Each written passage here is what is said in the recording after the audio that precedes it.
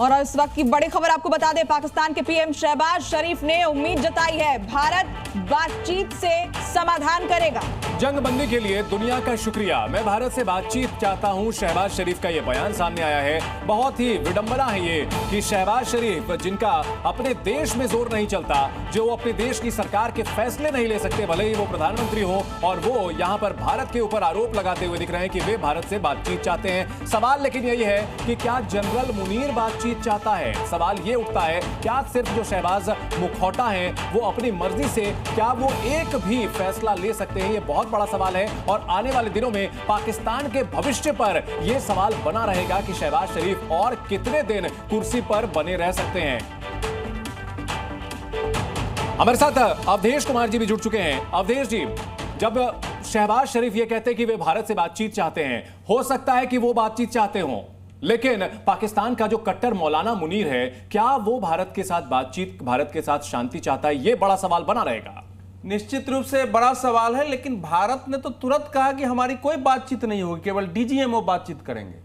बातचीत का बयान देखिए, सीज फायर शब्द अमेरिका ने प्रयोग किया है, पाकिस्तान ने प्रयोग किया है, भारत ने सीज फायर शब्द प्रयोग नहीं किया है, किसी के बयान में नहीं। आप देख लीजिए, केवल है कि हम फायरिंग और बाकी चीजें रोक रहे हैं। तो भारत ने सीज फायर कहां था? हमने तो सीमा पार करके केवल टेररिस्ट जो अड्डे हैं वहां है उनको तोड़ा था। अटैक पाकिस्तान की ओर से शुरू हुआ था, जिसको हमने विफल किया, उसके बाद हमको करना पड़ा है। तो जो कुछ रोकना था वो पाकिस्तान को रोकना था, भारत केवल जवाबी कार्रवाई कर रहा था। तो इसलिए सीज फायर शब्द जो है हम लोग प्रयोग कर रहे हैं। सीज फायर शब्द तब है जब हम दो देश जो है युद्ध लड़ रहे हैं। भारत ने युद्ध शब्द का अभी तक प्रयोग नहीं किया है। पाकिस्तान ने ही कहा था, रक्षा मंत्री ने, कि अब लगता है भारत से पूर्ण युद्ध करना ही पड़ेगा। तो इसीलिए ये जो कुछ हुआ है अभी, इसको देखिए थोड़ा वेट करना पड़ेगा। आप स्वयं अपने कई ऐसे शब्द का प्रयोग किया है जो पाकिस्तान पर ठीक बैठता है।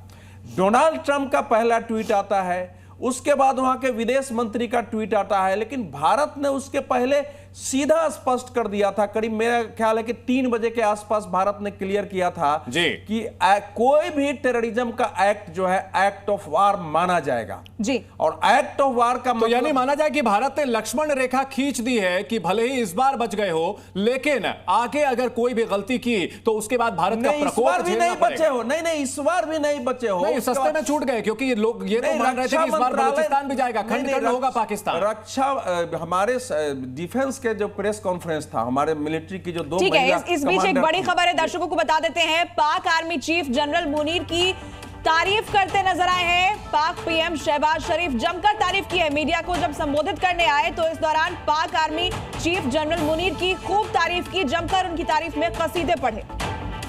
तो शहबाज शरीफ जनरल मुनीर, मौलाना मुनीर की तारीफ करते हुए नजर आए हैं और सेना की बहादुरी को सलाम। देखिए, शहबाज शरीफ जिसको अवधेश जी, जिसको फंसाया सेना ने, जिसको पाकिस्तान को जो है, जो सैनिक वहां के माना जाए कि भले ही यहां पर शहबाज शरीफ जो है सत्ता पर कायम हो, लेकिन एक मुखौटे से ज्यादा कुछ नहीं है, तो उनके पास चारा ही क्या था कि मुनीर की तारीफ करते, तलवे चाटते। उसके अलावा नहीं, कोई चारा नहीं। कल उनका भाषण आप देखेंगे ना, तो भारत को तो कोई भाषण देना नहीं पड़ा है। उन्होंने तो केवल देशों का शुक्रिया अदा करने में, अपने भाई नवाज शरीफ को, मुनीर को, चीन को, कतर को, सऊदी अरब को, अमेरिका को, सबको कि हमको बचा लिया। भाव यही था ना कि वो तो भाव यही था कि आपने बचा लिया, बाकी थोड़ा सा वो उनको बोलना था। लेकिन मैं देखिए, मूल बात यह है कि जनरल मुनीर ने जब कहा कि पूरी दुनिया के इतिहास में इस्लाम और कलमा पर 2 ही स्टेट बने थे, पहले मोहम्मद साहब ने बनाया, 1300 साल बाद हमने बनाया, तो वो जो पार्ट है और कश्मीर हमारे गले की नस है, और उसमें भारत को जो उन्होंने लिया है कि वो जो पाकिस्तान के स्थापना अगर इस्लाम के विचार पर है तो उसका ड्यूटी क्या है एज ए इस्लामिक नेशन, उसमें नवाज शरीफ भी आते हैं, उसमें कोई उसके विरोध में जल्दी उस ढंग से खड़ा नहीं हो सकता है, क्योंकि वो तो फिर पाकिस्तान के ऑब्जेक्टिव के खिलाफ हो जाएगा। इसलिए इंटरनल वार रहेगा। जो उनके नस में दिक्कत हो रही थी, उम्मीद ये की जा रही है कि डॉक्टर मोदी ने जो इलाज किया है पाकिस्तान का, तो अभी काफी दिनों तक आराम रहेगा। गले की नस जो बार बार उनकी फड़फड़ा रही थी, ऑपरेशन सिंदूर के जरिए डॉक्टर मोदी ने बहुत अच्छा इलाज किया है। और ऐसे में एक और बड़ी खबर अपने दर्शकों को बता दें कि पाकिस्तान की ओर से सीज फायर तोड़ा गया है। विदेश मंत्रालय ने कहा है पाकिस्तान की ओर से उल्लंघन किया गया है। विदेश मंत्रालय ने कहा कि पाक का यह कदम निंदनीय है, सेना को सख्त एक्शन के आदेश हैं। सीज फायर तोड़ने के लिए पाकिस्तान जिम्मेदार है। अगर पाकिस्तान ऐसी हरकतें करता रहा तो सेना को खुली छूट दी गई। हमारे साथ शशांक जी भी बने हुए हैं।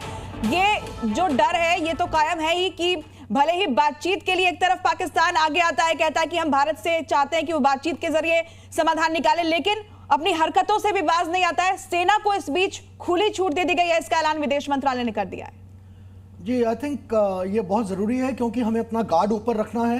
पाकिस्तान से एक ऐसी स्टेट है जिसको हम मानते हैं कि फौज का कंट्रोल उस पर कंप्लीटली है, पूरी तरह से वो फौज के अंडर कंट्रोल है। इसलिए बहुत ज़रूरी है कि हम अपने बॉर्डर पे जितने भी लोग डिप्लॉयड हैं इस समय, या हमारे जो स्ट्रैटेजिक एसेट्स उनके लिए डिप्लॉयड हैं, और जो जवाबी कार्रवाई की तैयारी है वो पूरी तरह से तैयार रहें और कहीं पर भी हम अपनी ढील ना बरतें। इस रीज़न को अगर आप पीछे थोड़ा सा लेके जाएंगे, आप देखिए किस तरीके से ये पैराडाइम शिफ्ट धीरे धीरे समझ में आया है हमें।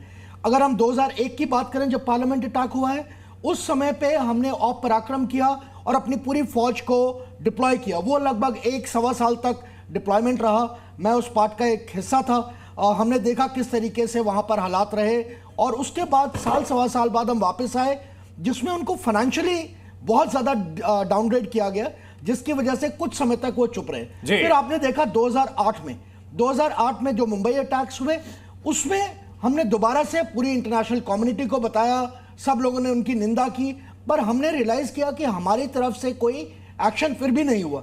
फिर आपने देखा कि 2016 में उरी में जो अटैक हुआ, उसके बदले में सर्जिकल स्ट्राइक्स।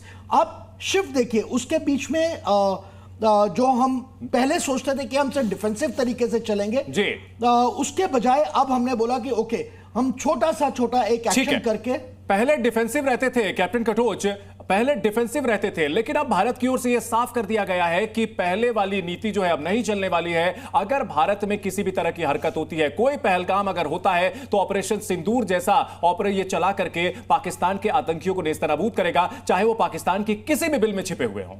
नहीं, भारत ने कहा नहीं है कि ऑपरेशन सिंदूर हम रोक रहे हैं जी। अभी तक इसकी घोषणा नहीं हुई है। जब तक प्रेस कॉन्फ्रेंस नहीं होता है, ऑपरेशनल स्थिति में हमारी सेना रहेगी। ठीक है, जो हमारे मिलिट्री का जो प्रेस कॉन्फ्रेंस था उसको ध्यान से सर, हम बहुत तकनीकी इसमें ना जाए, लेकिन फिलहाल चूंकि जब जो है गोलियां नहीं चलेंगी, मिसाइलें अब नहीं चलेंगी, ये बात कह दी गई है, तो कैप्टन कटोच अब माना जाए कि अब जो है पाकिस्तान को बहुत ही लाउड एंड क्लियर मैसेज दिया गया है, और आतंकियों के जो आका हैं उनके लिए अब आगे ये खौफ बना रहना अच्छा है। बिल्कुल चंदन, ये तो लाउड एंड क्लियर मैसेज हम लोगों ने ऑपरेशन सिंदूर के तहत दिया था, अपनी टैक्टिकल ब्रिलियंस के बारे में बताया है, और किस खूबसूरती से भारत ने दो चीज़ें बताई हैं। एक तो हम लोग अपना डिफेंस और हमारा ऑफेंस जो है कितना स्ट्रांग है, ये पूरे विश्व ने देख लिया है। कैसे हमने अपने बिल्कुल बोलते हैं ना टॉप लेवल के हमने एडी जो यूज़ किया है, वॉरफेयर जो हमने सिस्टम यूज़ किया है। साथ ही साथ काबिले तारीफ बात यह है, साथ ही साथ भारत ने अपनी स्थिति बना के रखी है कि हम लोग एथिकली भी बहुत ज्यादा स्ट्रांग हैं। बिल्कुल एक जिम्मेदार देश के तौर पर अपनी जो छवि है उसको और भी भारत ने पुख्ता किया है। ना कोई बड़बोली बयानबाजी की गई, ना ही यहां पर न्यूक्लियर वॉर की धमकी दी गई। बेहद संतुलित तरीके से इस पूरे पाकिस्तान के एग्रेशन का जिस तरह से जवाब दिया गया है, और ऐसे में उम्मीद यही की जा रही है कि पाकिस्तान को सबक मिला होगा। बड़ी चर्चा लगातार जारी है, खबरों का सिलसिला भी लगातार बना हुआ है।